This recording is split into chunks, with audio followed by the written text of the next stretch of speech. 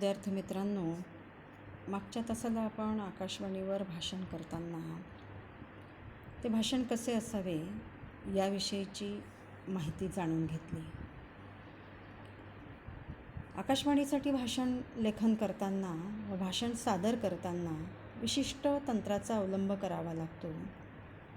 ते तंत्र कशा स्वरूपाचं असतं हे आपण आज जाणून घेणार आहोत. आकाशवाणीवर भाषण करताना वेळेची मर्यादा लक्षात घ्यावी लागते. आकाशवाणीवरील भाषणे साधारणतः 10 मिनिटांची असते, कारण 10 मिनिटांच्या वर अवधी गेला की श्रोता कंटाळण्याची शक्यता जास्त असते. अपवादात्मक स्थितीमध्ये 15 मिनिटे ही दिली जातात आणि त्या वेळेमध्ये भाषण संपवले गेले पाहिजे. आकाशवाणीवरील भाषण हे आटोपशीर व सुटसुटीत असावे. भाषण हे कागदाच्या एका बाजूला स्पष्ट व सुवाच्य अक्षरात लिहिलेले असावे. त्यामुळे ध्वनिमुद्रणावेळी वाचन करताना अडचण येत नाही. भाषणाचे ध्वनिमुद्रण होत असताना मायक्रोफोनमध्ये कागदाचा आवाज ध्वनित होणार नाही याची सुद्धा काळजी घ्यावी लागते, कारण त्यांचे जे मायक्रोफोन असतात ते खूप संवेदनशील असतात आणि म्हणून ती काळजी घ्यावी लागते. त्यासाठी संहितेचे जे कागद असतात ते सर्व सुटे करून क्रमवार लावून ठेवावेत व भाषण करताना कागदावरील मजकूर संपल्यावर तो कागद अलगद उचलून बाजूला ठेवावा. संहितेचे प्रत्येक पान हे परिपूर्ण असावे. पानाच्या शेवटी वाक्य अर्धवट ठेवू नये. वाक्य पूर्ण करून कागदावरील मजकूर संपवावा. प्रसारित होणाऱ्या भाषणाच्या ध्वनिमुद्रणापूर्वी संहितेचं काळजीपूर्वक व मोठ्या आवाजात वाचनाचा सराव केला जावा. उच्चारणाला कठीण जाणाऱ्या शब्दांऐवजी पर्यायी शब्द वापरता येत असतील तर तशी दुरुस्ती करावी, पण त्यामुळे अर्थबदल होणार नाही याची देखील काळजी घ्यावी. भाषणातील पूर्णविराम, स्वल्पविराम, उद्गारचिन्ह, प्रश्नार्थक चिन्ह स्पष्ट असावे, जेणेकरून वाचताना त्याचा योग्य वापर करता येईल. भाषणाचे वाचन करताना अतिसंथ अथवा अतिजलद गतीने न करता ते एका लयीत वाचावे. त्यात खंड पडता कामा नये. भाषण करतेवेळी आपला आवाज स्पष्ट रेकॉर्ड होईल याची काळजी घेऊन रेकॉर्डिंगमधल्या मायक्रोफोनची व्यवस्था करावी. त्यापासून फार दूर न राहता ठराविक अंतरावरून भाषण करावे. शक्यतो आवाजात नादमाधुर्य असावे, जेणेकरून श्रोत्यांच्या मनपटलावर वक्त्यांच्या भाषणातील आशयाचा दृश्य परिणाम होईल. आकाशवाणीवर उच्चारला गेलेला शब्द हा बाणासारखा असतो. एकदा सुटला की तो परत येत नाही. म्हणून मग ध्वनिमुद्रणाच्या आधीच भाषणातील प्रत्येक शब्दाचा गांभीर्याने विचार करून तो समर्पकपणे योजला जाईल अशी शब्दयोजना भाषणात असावी. नभोवाणीवरील श्रोता हा दिसत नसला तरी तो ऐकणारा असतो हे गृहीत धरून भाषणाची मांडणी करावी. भाषण प्रक्रियेत तो सहभागी आहे अशी वाक्यरचना असल्याने नकळतपणे श्रोता भाषणाच्या संवादात सहभागी होतो. नभोवाणीवरील भाषण हे माहितीपर असते, त्यामुळे भाषण विषयाची माहितीपर मांडणी गरजेची असते. माहितीपर मांडणी करताना गुंतागुंतीची वाक्यरचना,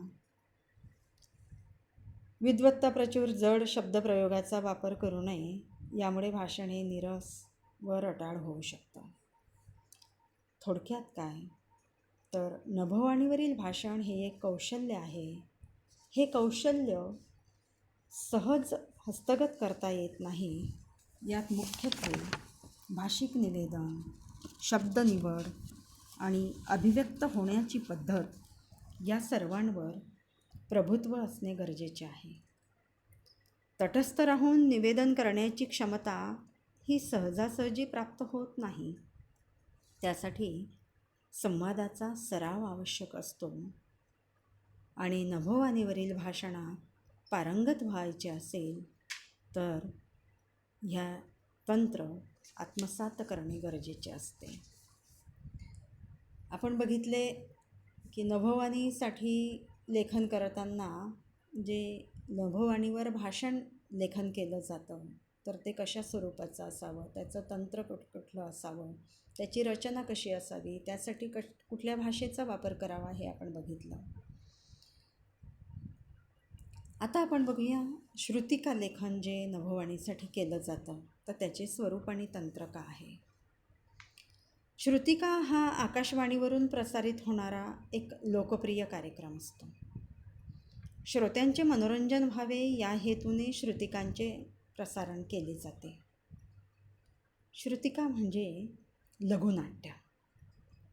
माणसाला मनोरंजनासाठी आधीपासूनच नाटकाची आवड आहे. अनेक शतकापासून माणसाचा नाटक या कलाप्रकाराशी संबंध आहे.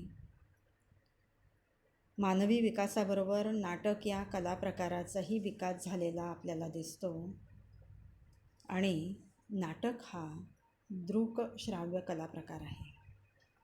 नटांच्या अभिनयातून रंगमंचावर सादर होणारे नाटक वेशभूषा, प्रकाशयोजना, नेपथ्य, संगीत यामुळे आकर्षक तर होतेच, परंतु ते दृश्यमानतेला विशिष्ट परिमाण देणारेही असते. आणि म्हणून नाटक हे जिवंत अनुभवावे लागते हे नाकारता येत नाही. अर्थात नाटक हे प्रेक्षकांसाठी असते असं म्हटलं जातं आणि आकाशवाणीच्या द्वारे जे लघुनाट्य प्रसारित केली जातात म्हणून त्यामध्ये काही वैशिष्ट्ये जी आहेत तर ती आत्मसात केल्याशिवाय ते लेखन होत नाही किंवा ते सादर करता येत नाही. नाटकाची दृकश्राव्यता जर लक्षात आपण घेतली तर आकाशवाणीसाठी नाटकाचे लेखन करणे असंभवनीय वाटू शकते. मगाशी म्हटल्याप्रमाणे की नाटक हे प्रेक्षकांसाठी असते आणि आकाशवाणी तर केवळ श्राव्य माध्यम आहे आणि आकाशवाणीच्या द्वारे नाटकांचं सादरीकरण करणं ही खरं तर अशक्य कोटीतली गोष्ट आहे. परंतु आकाशवाणीसाठी ही नाटक लिहिता येते आणि लिहिले जाते. एवढेच नव्हे तर आकाशवाणीवरून प्रसारित होणाऱ्या नाटकांना श्रोत्यांचा प्रचंड प्रतिसाद मिळतो आणि श्रोत्यांमध्ये ही नाटके लोकप्रियही होतात किंवा आहेत. आकाशवाणीवरून प्रसारित होणाऱ्या नाटकांना नभोनाट्य असे म्हटले जाते. श्रुतिका या नभोनाट्याचे लघुरूप असतात. आता या श्रुतिका लेखनाचे स्वरूप कसे असते. नाटकांना अनुभवण्यासाठी, त्याचा आस्वाद घेण्यासाठी प्रेक्षक नाट्यगृहामध्ये जातो. नटांचा अभिनय, हालचाली, हावभाव, नेपथ्य, संगीत इत्यादीच्या माध्यमातून प्रेक्षक नाटकाच्या सादरीकरणाशी एकरूप होतो. हा एक भाग. आणि दुसरा भाग असा की नाटकाचे लेखन करताना लेखकसुद्धा या सर्व गोष्टींचा विचार करून नाटकाचे लेखन करतो. जे कंसामध्ये सूचना लिहिलेल्या असतात, त्याने रागाने बघितलं, पाय आपटत तो निघून गेला, तर हा सगळा विचार त्या लेखकाने सुद्धा केलेला असतो. श्रुतिकांचा जेव्हा आपण विचार करतो तेव्हा श्रुतिकांचा प्रेक्षक हा श्रोता, म्हणजे प्रेक्षक म्हणण्यापेक्षा श्रोता असतो तो, आणि तो घरीच बसून रेडिओ यंत्राच्या माध्यमातून श्रुतिकांचा आस्वाद घेत असतो. त्यामुळे नाटकांची पारंपरिक लेखनशैली येथे उपयोगात येत नाही. त्यासाठीची वेगळी जी लेखनशैली असते किंवा वेगळी लेखनशैली वापरावी लागते आणि या वेगळेपणातूनच श्रुतिका या लेखन प्रकाराचा उगम झालेला आपल्याला दिसून येतो. आकाशवाणीवरून प्रसारित होणाऱ्या नाटकांना नभोनाट्य असे आपण म्हणतात. नभोनाट्य हे मुख्यतः मध्यवर्ती कल्पना, संवाद, ध्वनिसंकेत आणि संगीत यांच्या माध्यमातून आविष्कृत होत असते. श्रुतिका या नभोनाट्याचेच लघुरूप असतात. म्हणून मग श्रुतिका म्हणजे लघु नभोनाट्य नव्हे. श्रुतिकांचे स्वरूप वेगळे असते. यात नाट्य, मध्यवर्ती कथानक हे असेलच असे नाही. कौटुंबिक संवादाप्रमाणे त्याचे रूप असते. आपण कुटुंबात ज्याप्रमाणे हसत खेळत एखाद्या विषयावर चर्चा करतो, ही चर्चा सहज, खेळकर, अनौपचारिक अशी असते. या पद्धतीने जे व्यक्त होते त्यालाच आपण श्रुतिका असे म्हणतो. थोडक्यात विशिष्ट विषयावर अनौपचारिक कौटुंबिक संवादाप्रमाणे घडणारी चर्चा म्हणजे श्रुतिका असे आपल्याला म्हणता येते. असा संवाद हा 4 मित्रांमध्ये किंवा कुटुंबात घडणारा असतो. आपण आकाशवाणी ऐकत नसावे, नाहीतर जळगाव आकाशवाणीवर झुंबीर नावाची एक श्रुतिका येते. पूर्णतः कौटुंबिक असते. तर त्यामध्ये एक नवरा बायको आणि एक मित्र असे 3 जण ती श्रुतिका सादर करतात किंवा त्यांच्या माध्यमातून ती श्रुतिका सादर केली जाते. या श्रुतिकेचा कालावधी कमी असतो. साधारणपणे 10 ते 15 मिनिटांमध्ये श्रुतिकांचे प्रसारण केले जाते. हसत खेळत घडणारा संवाद हा श्रुतिकेचा मुख्य गाभा असल्याने श्रुतिकेचे स्वरूप संवादात्मक असते. श्रुतिकेतील संवाद हा अनौपचारिक व तात्काळ बोलीभाषेजवळ जाणारा असतो. यातील संवाद हे चटकदार व खटकेबाज असल्यामुळे श्रोत्यांच्या मनाची पकड घेतात. नाटक हा जो प्रकार आहे तर तो सामुदायिक अशा रीतीने बघितला जातो आणि समूहामध्ये नाटकाचा आस्वाद घेताना आपोआपच प्रेक्षक त्यामध्ये गुंतला जातो. याला काही प्रमाणात समूह मानसिकता देखील कारणीभूत असते.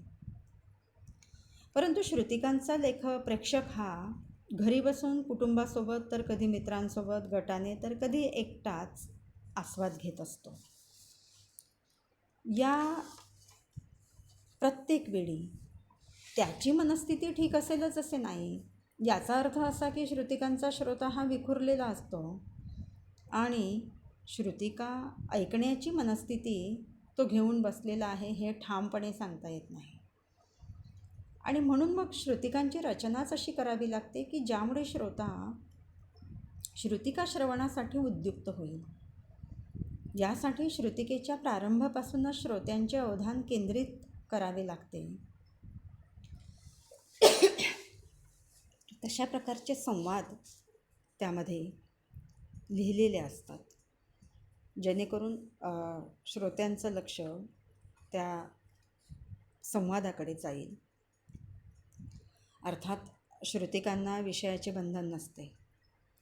सभोवताली घडणाऱ्या तात्कालिक घटना प्रसंगावर आपण कुटुंबात जशी चर्चा करतो त्या चर्चेला विधायक वळण दिले की श्रुतिकेचा विषय होतो. भ्रष्टाचार, हुंडाबळी, वाहतूक समस्या, महागाई, जलसंवर्धन, सोशल मीडियाचे दुष्परिणाम, मोबाईलवरील गेमिंगचा थरार, मुलांच्या पाठीवर दप्तराचे ओझे यासह नव्या पिढीवर आमच्या दैनंदिन कामकाजावर परिणाम करणारे विषय श्रुतिका लेखनासाठी उपयोगाचे असतात. या श्रुतिकांचे महत्त्वाचे वैशिष्ट्य असे आहे की श्रुतिका या चालू घडामोडींवर असल्यामुळे त्यातून वास्तवाचे चित्रण येते. क्वचित कल्पनारम्यता असली तरी वास्तवाचे यथोचित चित्रण असल्याने व हा भाग श्रोत्यांच्या दैनंदिन जीवनाशी निगडीत असल्याने श्रोता या श्रुतिकांकडे केवळ आकर्षितच होत नाही, तर त्यातून प्रकट झालेल्या संवादावर विचारही तो करतो किंवा विचार करायला भाग पडतो. आता या श्रुतिका लेखनाचं जे तंत्र आहे ते कसं असतं? आपण बघितलं की श्रुतिका हे नभोनाट्याचे लघुरूप असते. हे जरी खरे असले तरी श्रुतिका लेखनाचे तंत्र हे पूर्णपणे नभोनाट्य लेखनाप्रमाणे नसते. त्यात थोडा बदल असतो. त्यामुळे श्रुतिका लेखनाचे तंत्र आपल्याला समजून घ्यायला लागतं. श्रुतिकेमध्ये दरवेळी कथाकल्पना घेतली जाते असे नव्हे. श्रुतिकेचा प्रसारण कालावधी हा कमी असतो. त्यामुळे 15 मिनिटात श्रुतिकेचा आशय श्रोत्यांपर्यंत पोहोचविण्याचे कौशल्य तंत्र श्रुतिकेत असणे गरजेचे असते. श्रुतिका ही मालिकांप्रमाणे असते. यातील पात्र बदलत नाही. विशेषतः आई, वडील, भाई, बहीण, भाऊ अशी पात्र रचना असल्याने त्यांच्या जीवनात घडणाऱ्या घटनांवर, प्रसंगांवर श्रुतिका आधारित असते. मग अशी मी जसं सांगितलं की एक नवरा बायको आणि एक मित्र या तिघंच पात्र त्यामध्ये असतात आणि त्यावर आधारित ती झुंबर नावाची कौटुंबिक श्रुतिका आकाशवाणी जळगाववर सादर केली जाते. श्रुतिकेतील पात्र स्थिर असल्याने प्रत्येक पात्राचे स्वभाव विशेष दरवेळी प्रसारित होणाऱ्या भागामधून व्यक्त व्हायला हवेत. श्रुतिकेतील पात्रे ही सामान्य माणसाच्या जीवनातील कुटुंबातील सदस्यांप्रमाणे असल्याने त्यांच्याशी श्रोत्यांचा भावनिक अनुबंध निर्माण व्हावा अशी योजना श्रुतिकेत करणे गरजेचे असते. श्रुतिकेत पात्रांना विशिष्ट स्वभावविशेष देणे गरजेचे आहे. असे केल्याने श्रुतिकेतील घटना प्रसंगांना रंगत येते. प्रकेयात्रे यांचे साष्टांग नमस्कार हे नाटक या दृष्टीने उत्कृष्ट उदाहरण आपल्या डोळ्यासमोर आपल्याला येतं आपल्या डोळ्यासमोर. श्रुतिकेचा प्रारंभ व शेवट परिणामकारक असणे गरजेचे असते. प्रारंभ हा उत्कंठावर्धक असला व शेवट हा उत्कंठेचे क्षमन करणारा असा असला तर तो जास्त प्रभावशाली होतो. श्रुतिकेचे संवाद हे चटकदार, चुरचुरीत, खटकेबाज असावेत. वर्तमान काळाशी ती संवादी असावी. वर्तमान काळातील घटना प्रसंग तीच असावेत. नभोनाट्याप्रमाणे श्रुतिकेची रचना ही मध्यवर्ती कल्पना, कथानक, पात्रांचे स्वभाव, संवाद, उत्कर्षबिंदू, ध्वनी संकेत त्यामध्ये असावेत. श्रुतिकेतील मध्यवर्ती कल्पना ही विशिष्ट कथेला प्रवाहित करणारी नसते, तर मानवी जीवनावर प्रभाव पाडणाऱ्या एखाद्या विशिष्ट विषयावर प्रकाश टाकणे ही तिची मध्यवर्ती कल्पना असते. श्रुतिकांना कथानक नसते किंवा दरवेळी कथानक असेलच असे नाही. संवादाच्या माध्यमातून ती साकार झालेली असते आणि श्रुतिकेतील जी पात्रे असतात ती स्थिर नसतात आणि श्रुतिका प्रसारणातून या पात्रांचे स्वभावविशेष हे व्यक्त झालेले असतात आणि त्यामुळे श्रुतिकेच्या श्रोत्यांना कौटुंबिक भावनात्मकता जाणवताना आपल्याला दिसते. बोलीभाषेचा वापर असतो. बोलीभाषेतील संवाद त्यामध्ये वापरलेले असतात आणि श्रुतिकेमधून किंवा श्रुतिकेच्या शेवटातून तात्पर्य निघणे हे गरजेचे असते आणि शेवट हा हसत खेळत संवादांनी पूर्ण व्हायला हवा. उत्कर्षबिंदू जो असतो तर त्याचा जो शेवट असतो तर त्या उत्कर्षबिंदूचं क्षमण या शेवटामध्ये झालेलं असलं पाहिजे. साधारणपणे या तंत्राप्रमाणे श्रुतिका लेखन केलं जाते आणि असे असले तरी श्रुतिकांचे लेखन हे लेखकाच्या लेखन कौशल्यावर अवलंबून असते. लेखक हा जर चतुरस्र असेल तर श्रुतिकांना तो आपल्या पद्धतीने परंतु वेळेच्या चौकटीत अभिव्यक्त करू शकतो. त्यातल्या त्यात श्रुतिकेत विविध प्रयोग करून श्रुतिका लोकप्रिय करू शकतो. श्रुतिका लेखने सरावातून व निरीक्षणातून जन्माला येत असते. त्यामुळे चौकस वृत्ती व चिकित्सक दृष्टी आणि संवाद कौशल्य असेल तर श्रुतिका लेखन हे जमू शकते, ते परिणामकारक होऊ शकते. येथे आपण थांबूया. पुढच्या तासाला भेटूया. धन्यवाद.